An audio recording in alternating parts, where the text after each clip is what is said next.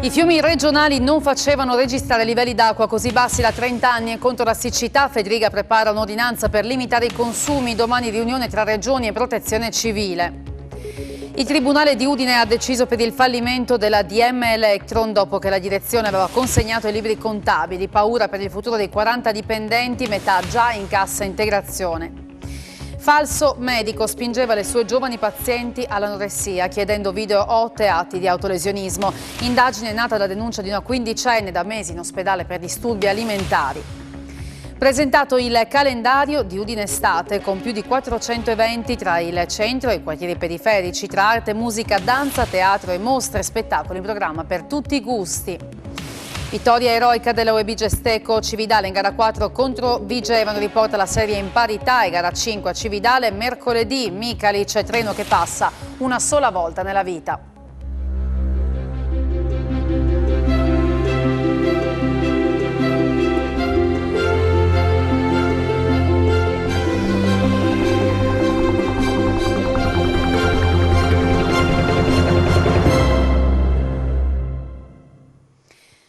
Buonasera a tutti voi e bentrovati all'edizione serale del nostro telegiornale, che apriamo con l'allarme siccità, perché da 30 anni non si vedevano fiumi e bacini così poveri d'acqua nella nostra regione. Scatta oggi il razionamento dei campi irrigati con l'acqua del Meduna, e se non dovesse piovere da qui a metà luglio la situazione per l'agricoltura diventerebbe drammatica.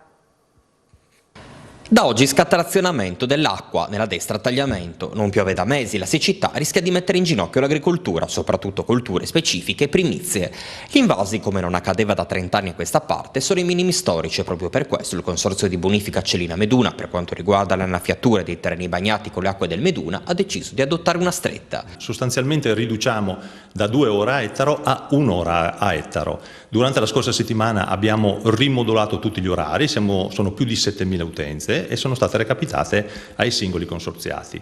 Con questa, con questa soluzione riteniamo di guadagnare qualche settimana. Una misura imposta, quella del razionamento, in attesa di qualche precipitazione, ma se non dovesse piovere nei prossimi giorni la situazione diventerebbe drammatica. Questa settimana ormai le previsioni non danno precipitazioni, quindi io mi auguro vivamente che dalla prossima e soprattutto entro metà luglio arrivi qualcosa. Ecco. In assenza di precipitazioni è chiaro che noi adesso stiamo razionando l'acqua come dei farmacisti, quindi oserei dire che la stiamo centellinando.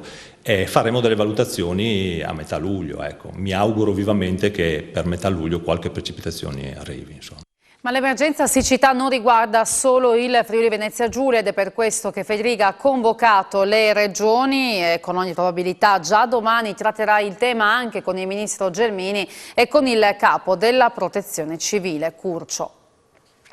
L'emergenza siccità va affrontata, eppure in fretta. Il tema arriverà sul tavolo delle regioni e, anche se non è all'ordine del giorno, è intenzione del presidente della conferenza, Massimiliano Federica, trattarlo con una certa urgenza. 2 le riunioni in programma, una domani alle 13, alla quale seguirà la conferenza Stato-Regioni col ministro Maria Stella Gelmini alle 17:15, l'altra mercoledì alle 16:30, alla quale parteciperà anche il capo del Dipartimento della Protezione Civile, Fabrizio Curcio. Intanto Federica, in qualità di presidente della regione Friuli Venezia Giulia, appronta l'ordinanza con la quale intende razionalizzare l'utilizzo dell'acqua. L'autonomia idrica ha i giorni contati, e proprio per questo il presidente della regione confida nell'arrivo di una perturbazione. Noi stiamo scrivendo l'ordinanza dove in realtà andrà a disciplinare comportamenti virtuosi per affrontare il momento difficile. Devo dire che secondo le nostre previsioni dovremmo avere ancora qualche settimana di resistenza rispetto a una situazione estremamente difficile, e quindi ci auguriamo ovviamente che possa migliorare dal punto di vista meteorologico, quindi avere disponibilità maggiore acqua. Vedremo come va, perché altrimenti ovviamente la situazione diventerebbe molto preoccupante. Quindi cerchiamo di anticipare i tempi con questa ordinanza, augurandoci che sia sufficiente, che la situazione migliori. È un appello ai cittadini affinché consumino acqua in modo consapevole, corretto ed equilibrato. È stato lanciato dal sindaco di Udine Fontanini, che ha annunciato un nuovo intervento al campo nomadi di via Monte Sei Busi per chiudere, ha detto, la stagione totalmente inaccettabile degli sprechi. Fontanini ha ricordato che il CAFCA ha chiesto di evitare l'uso dell'acqua potabile a fini irrigui e di limitare i consumi nelle prime ore del mattino e alla sera. Un incendio è scoppiato nel pomeriggio di oggi a Manzano, in un campo non lontano dalla strada statale su cui stavano operando dei mezzi agricoli. Le fiamme hanno rapidamente avvolto l'intero terreno coperto di sterpaglie lasciate lì dalla mietitura, arrivando anche a minacciare alcune case. L'intervento dei pompieri arrivati in forza ha permesso di bloccare l'avanzata del fuoco, circoscrivendolo. La colonna di fumo dell'incendio è stata visibile da chilometri di distanza. Niente da fare per la DM Electron di Buia. Dopo l'inammissibilità del concordato, l'azienda ha dichiarato l'autofallimento. La DM Electron Italia ha dichiarato autofallimento. Complice anche l'estrema difficoltà ad avere i componenti dall'Ucraina a causa della guerra, la scorsa settimana Dario Melchior, amministratore delegato dell'azienda di Buia, fornitrice di prodotti elettronici a grandi gruppi, ha portato i libri in tribunale a Udine. Solo un mese fa i giudici avevano dichiarato inammissibili le richieste di concordato richieste sia per la DM Italia sia per la controllata DM Romania. A inizio anno le due aziende erano state affittate alla Exor EMS, che le aveva mantenute in attività in attesa della definizione del concordato. Si apre dunque un capitolo buio per i 40 dipendenti in Friuli, metà dei quali sono in cassa integrazione. Curatore fallimentare è stato nominato Sante Casonato, che in passato è già stato commissario della DM Electron Italia. Ho lasciato le aziende un anno fa, spiega, per il presunto concordato, poi dichiarato inammissibile. Evidentemente non è stato possibile depositare il piano. Ora, continua, resta da capire cosa intende fare la Exor, che ha il pallino in mano. La situazione è complicata dal fatto che la DM Italia ha il controllo del 100% della DM Romania. La speranza è di salvare i posti di lavoro, conclude. Nuovo CDA per Udine Gorizia Fiere, presidente è l'avvocato Antonio Di Piazza. Il nuovo presidente di Udine Gorizia Fiere è l'avvocato palmarino Antonio Di Piazza. Il nuovo numero 1 è stato nominato oggi dall'Assemblea dei Soci assieme agli altri due componenti del Consiglio di amministrazione, Francesca Cressatti e Stefano Galletti. La terna succede l'amministratore unico Lucio Gomiero. Abbiamo scelto 3 professionisti, spiega Giovanni Da Pozzo, presidente della Camera di Commercio Udine Pordenone, socio di maggioranza, perché la complessità dei temi che la fiera dovrà affrontare richiedono più figure. Da anni non ci sono solo le esposizioni, ma anche una serie di progetti a partire dalla sanità e dall'ARPA che devono essere portati avanti. Oggi c'è stato il mandato dei soci, dice Di Piazza, già assessore e consigliere di centrodestra in comune a Palmanova, e ora dobbiamo confrontarci all'interno del CDA per portare avanti le linee che i soci indicheranno. Finisce nelle 4 procure della Repubblica della nostra regione il rincaro dei carburanti. Il Codacons ha presentato infatti un nuovo esposto alle procure di Trieste, Udine, Pordenone e Gorizia, chiedendo di indagare sui continui aumenti del prezzo di benzina e gasolio alla pompa per capire se ci sono state speculazioni a danno di consumatori e imprese. Il Codacons ha sottolineato che il costo della benzina è aumentato del 28,5% rispetto allo scorso anno, mentre il gasolio ha subito un rincaro pari a circa il 37,5%. E parlando di carburanti, da domani il prezzo aumenterà del 10%. In Slovenia un aumento ampiamente previsto che tra ieri e oggi ha scatenato la corsa degli automobilisti della nostra regione per fare benzina oltre confine, trovando però spesso anche il carburante finito. Fine. Tutto esaurito. Nella maggioranza dei distributori di carburante vicini al confine della Slovenia non si trova più diesel e anche la benzina sta iniziando a scarseggiare. È una delle ricadute della scelta del governo di non calmierare più i prezzi alla pompa, che fino a questa sera saranno di 1,56 euro per la verde e 1,66 euro per il gasolio. È una scelta del nuovo premier Robert Golob, che ha definito il sistema insostenibile con il rischio di un buco di 800 milioni di euro per l'erario. Di quanto salirà il carburante non è ancora certo. Secondo alcune stime si arriverà tra l'1,70 e l'1,75 euro al litro per la verde, un 20% in più in autostrada. Nei giorni scorsi, in particolare dall'Italia, dove il costo del carburante è tornato sui 2 euro, nonostante l'intervento della regione e del governo, c'è stata un'autentica caccia al pieno, al punto da prosciugare le riserve delle compagnie, e a quanto trapela, nuovo carburante arriverà, guarda caso, proprio domani. Domani sicuro arriva. Il flusso di gas al valico di Tarvisio proveniente dalla Russia per oggi è stato di 34,2 milioni di metri cubi, in linea con le forniture dei giorni precedenti. Da Tarvisio c'è stata anche l'uscita di 16,4 milioni di metri cubi per le esportazioni, per un flusso netto di 17,8 milioni di metri cubi, come si legge sul sito della SNAM. Veniamo alla cronaca. Si spacciava per medico e convinceva ragazzine a non mangiare, ma anche a gesti autolesionisti e a docce ghiacciate. La polizia postale di Udine e Trieste, partendo dalla denuncia di una ragazza di appena 15 anni, ha identificato il falso medico. Convinceva giovani ragazze anche minorenni ad assumere al massimo 500 calorie al giorno, il fabbisogno medio di circa 2000, e a fare docce ghiacciate per restare belle, o almeno, secondo la sua testa malata, in realtà le spingeva verso l'anoressia. La polizia postale di Udine e Trieste, con il supporto del Centro Nazionale Antipornografia Online, ha identificato un 40enne libero professionista del centro Italia, sottoponendolo a perquisizione. L'uomo è già stato condannato in passato per pornografia minorile. Tutto è nato grazie al coraggio di una ragazza di 15 anni ricoverata per mesi in un ospedale della regione per disturbi del comportamento alimentare. La giovane ha raccontato la sua storia e la polizia ha effettuato le indagini che hanno portato all'individuazione dell'uomo che sui social si spacciava per medico.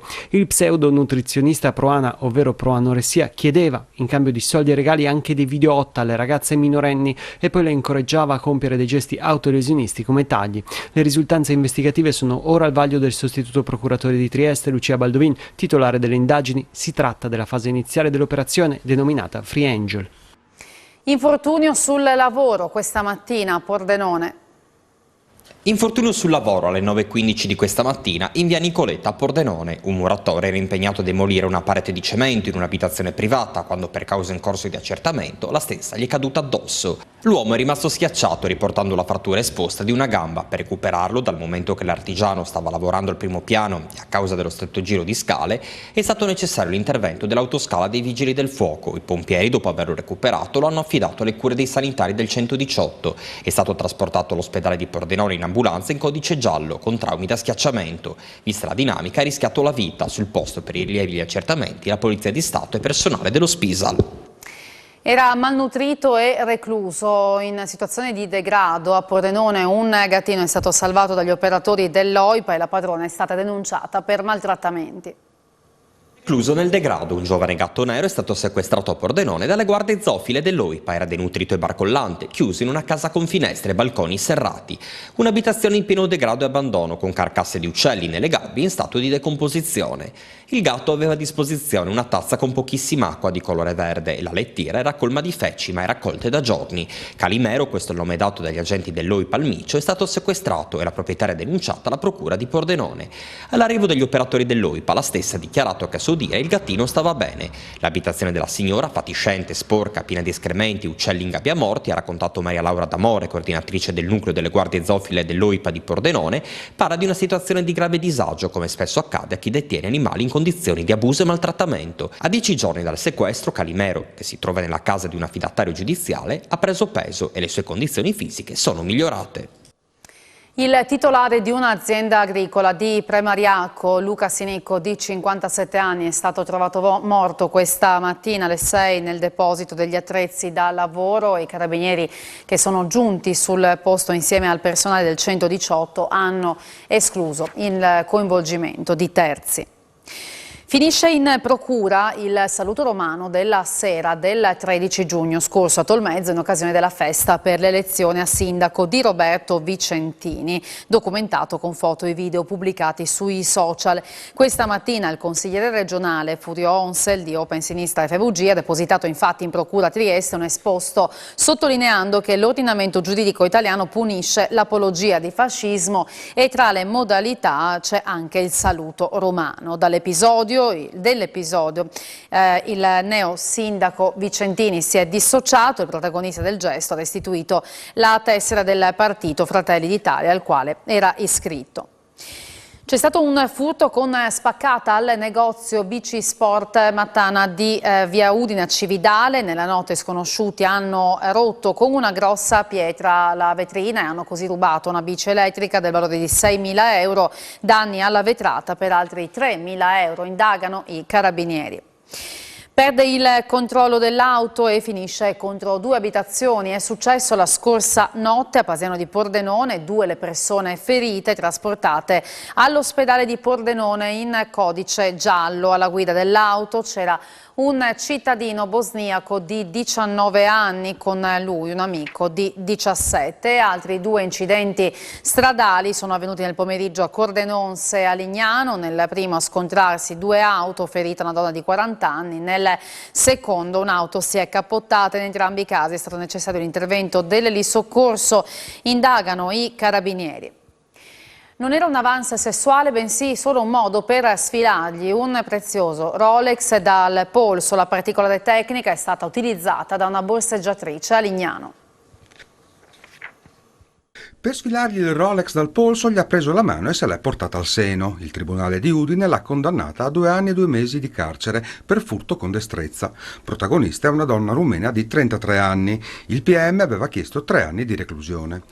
Tutto è accaduto a Lignano a fine settembre 2020. La donna ha avvicinato un signore di 78 anni che viaggiava in bicicletta con la scusa di chiedere alcune indicazioni stradali. Poi, durante la conversazione, gli ha preso la mano sinistra, al cui polso c'era un Rolex del valore superiore ai 10.000 euro, e l'ha messa sul proprio seno.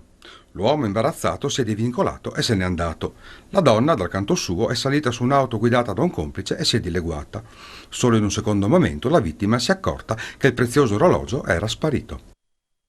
1 anno di reclusione è la richiesta del PM per un allevatore della Bassa sotto processo a Udine, accusato di aver nutrito nel 2016 con il pane, contravvenendo al disciplinare oltre 2.800 maiali destinati alla DOP di San Daniele, e di avere contraffatto le certificazioni.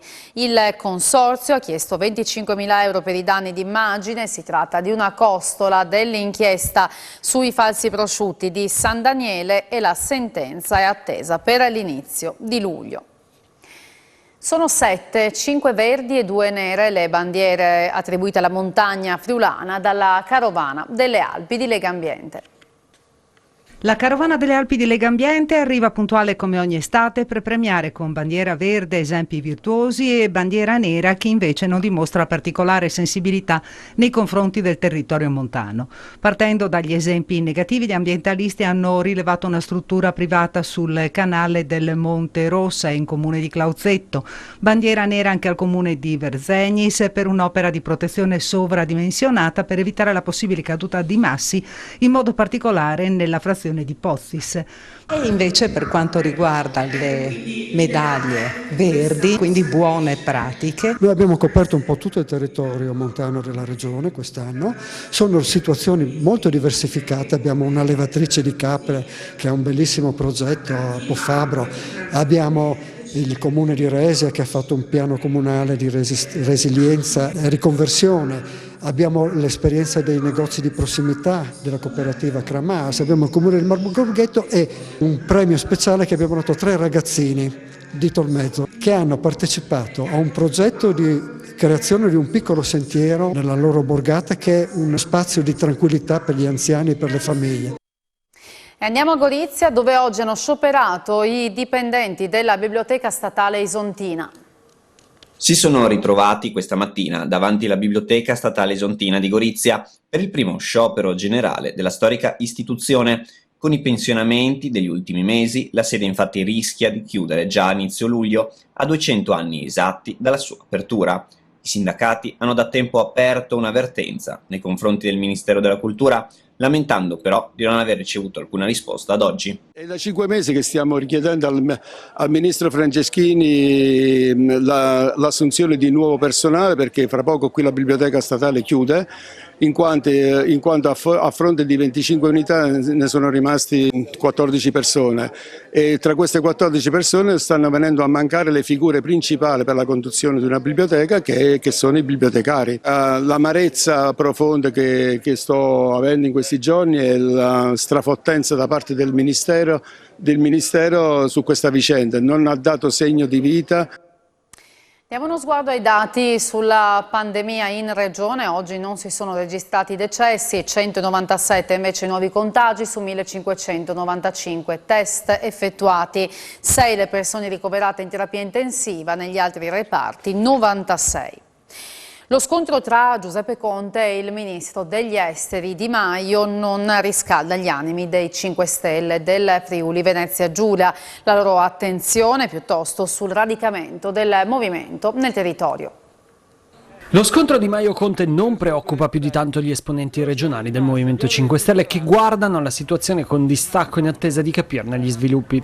La deputata Sabrina De Carlo sottolinea che Di Maio è una componente importante nei 5 Stelle così come lo è stato Alessandro Di Battista e sicuramente mi dispiacerebbe dovesse decidere di prendere altre strade, nonché una perdita importante per il Movimento. In ogni caso si deve andare avanti e in questo senso stiamo lavorando per radicarci nei territori. Proprio l'organizzazione territoriale deve essere la priorità secondo il consigliere regionale Cristian Sergo. Se ne parla da quando il capo politico era Di Maio. Nel caso del ministro è prematuro giudicare i fini di certe azioni. Se è quello di dare impulso all'organizzazione territoriale e strutturale del movimento, ben vengano. Mauro Capozzella, capogruppo in consiglio, spiega che Di Maio non può mettere in discussione Conte ogni settimana. La linea dell'ex premier è la sintesi di un sentimento diffuso degli attivisti che vedono come qualcosa di urticante la nostra posizione supina a quella del governo. Conte è stato più volte sottoposto a verifica da parte degli iscritti ed è suo preciso dovere, come sta facendo, portare le istanze del territorio che hanno questo sentiment verso l'attuale governo.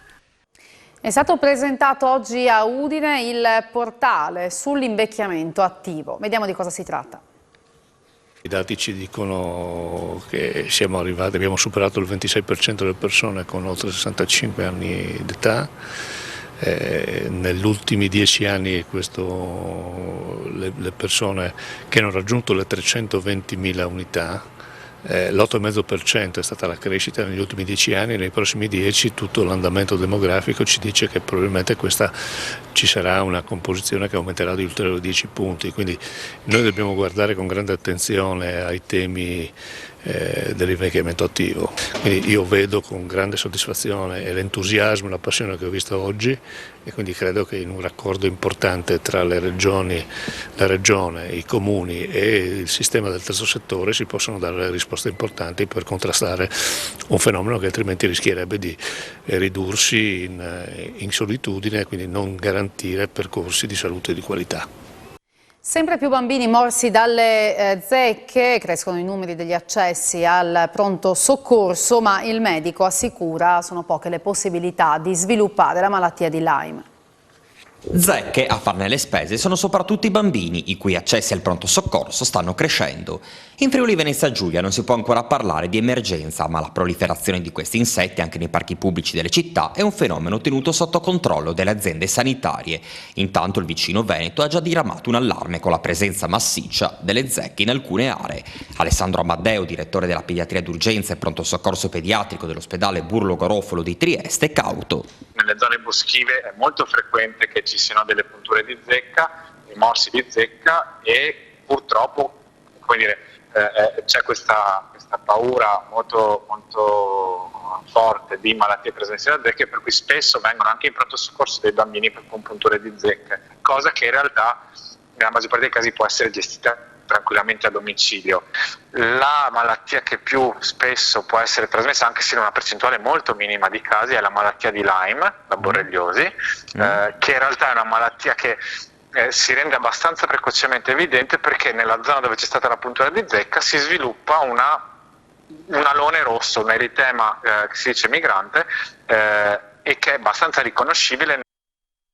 Dopo 2 anni di pandemia riprende vigore Udine Estate, che torna in città con oltre 400 eventi. C'è solo l'imbarazzo della scelta, sono oltre 400 infatti gli eventi proposti da Udine Estate 2022 che parte per il suo viaggio di ritorno alla normalità dopo 2 anni di pandemia. L'articolata kermesse estiva all'insegna dell'aggregazione, della condivisione, del piacere di ritrovarsi si sviluppa grazie alla collaborazione di associazioni e borghi cittadini, con il coinvolgimento di attività produttive e sostegno di privati che hanno creduto in una programmazione che spazia dalla musica al teatro, dalla danza agli incontri con l'arte, dove non mancheranno feste, letture, giochi e visite guidate.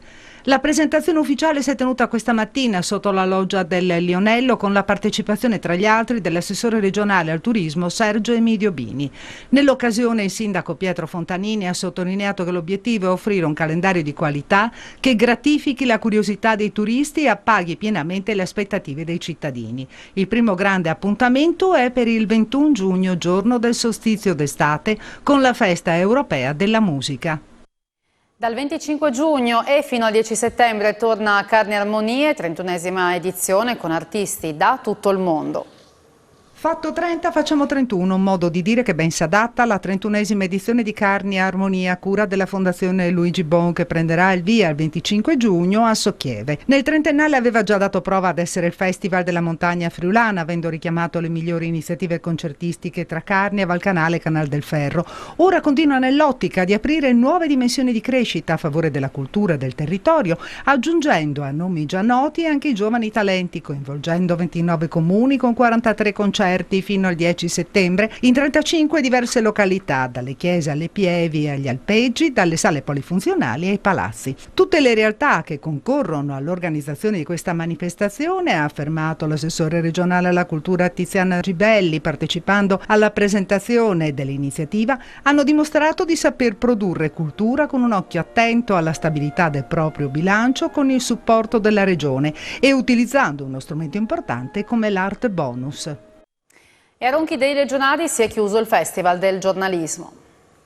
177 ospiti nazionali ed internazionali, 43 incontri, 29 panel di discussione, 3 mostre, una masterclass, 2 letture sceniche e 21 presentazioni letterarie. Sono solo alcuni numeri sull'8ª edizione del Festival del giornalismo, kermesse appena andata in scena a Ronchi dei Legionari a cura della locale associazione culturale Le Ali delle Notizie. Temi centrali di questa edizione: la lotta contro la mafia e libertà di stampa e di espressione. Come ha ricordato il presidente dell'Ordine dei giornalisti Cristiano Degano, dai dati del Ministero dell'Interno sulle minacce di intimidazione ai giornalisti risulta che nel 2021 si sono verificati 232 episodi con un incremento del 42%. La libertà di stampa e di espressione è anche un tema legato al premio Le Ali delle Notizie in memoria di Daphne Caruana Galizia. È stata Corinne Vella, sorella di Daphne, a consegnare il quinto premio realizzato dall'artista locale Franco Dugo con l'alto patrocinio del Parlamento europeo a Marilena Natale, storica penna nera della Gazzetta di Caserta, da anni costretta a vivere sotto scorta a causa delle sue inchieste scomode. Tra poco Sport FVG, prima pagina dedicata all'eroica vittoria in gara 4 della UEB Gesteco Cividale a Vigevano. È così che ha conquistato l'accesso a gara 5 e si giocherà mercoledì a Cividale la promozione in A2. Ma parleremo anche delle date della nuova stagione per l'Udinese, con il ritrovo il 4 luglio a Udine, poi il ritiro a Lienz. Tutto questo tra poco, a seguire poi il meteo. Grazie per aver seguito il nostro telegiornale e buona serata.